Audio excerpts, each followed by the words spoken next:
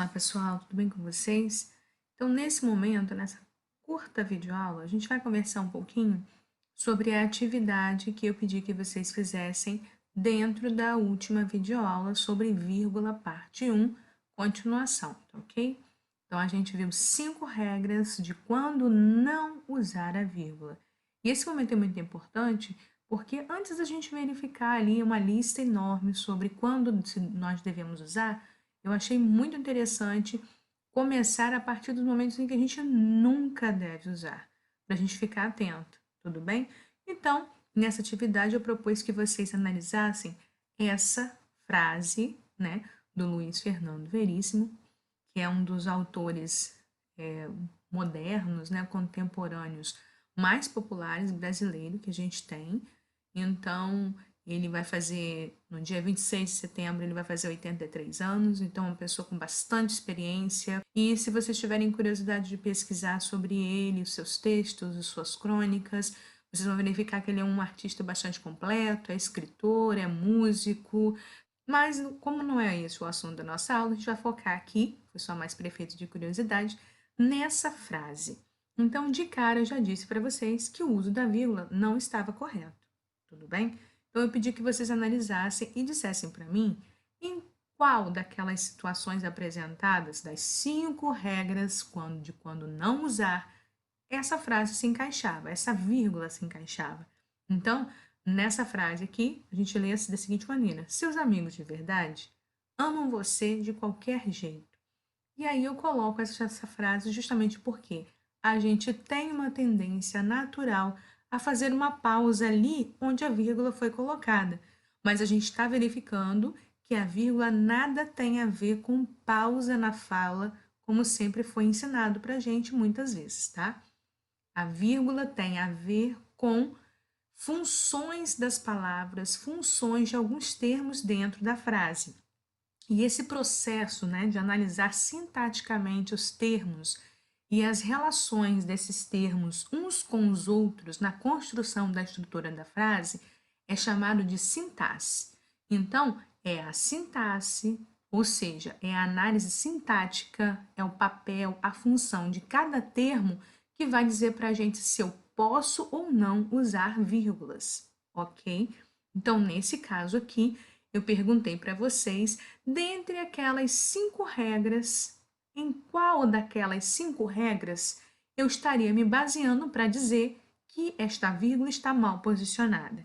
Então, para ajudar vocês nessa atividade, eu coloquei aqui essa frase mais expandida, tá ok?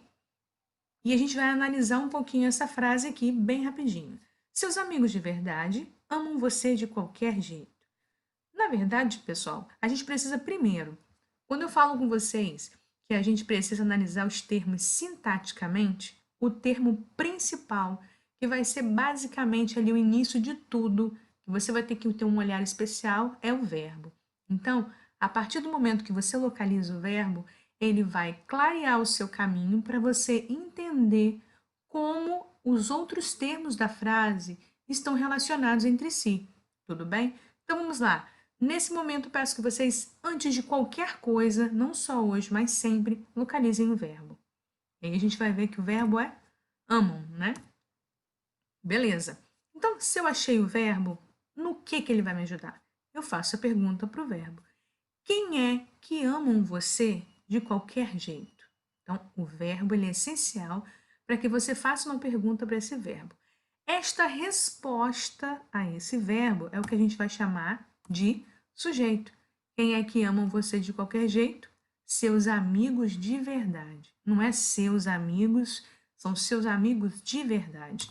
Tudo isso eu vou chamar de sujeito, beleza? Então é o seguinte, pessoal, se eu tenho certeza de que este verbo está diretamente relacionado a esse sujeito, é este verbo quem responde justamente essa pergunta que eu faço para ele, então eu jamais posso separar esse sujeito do seu verbo, tá? Esse verbo pertence, ele vai se relacionar diretamente ao sujeito. Então, seus amigos de verdade amam você de qualquer jeito.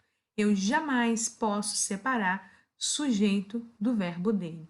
Então, nesse caso aqui, a vírgula está proibida pelo motivo mais comum.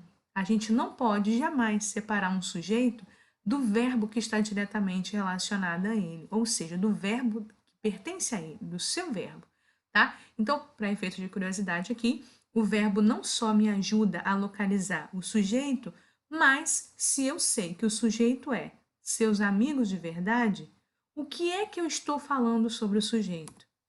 Eu estou falando que esse sujeito amam você de qualquer jeito. O que eu estou falando sobre esses amigos de verdade? Que eles amam você de qualquer jeito. Esse termo importante aqui que eu acabei de destacar em verde, ele vai se chamar predicado. Então, só com a localização do verbo, você já tem aí a delimitação de um sujeito e também a identificação do predicado, tudo bem?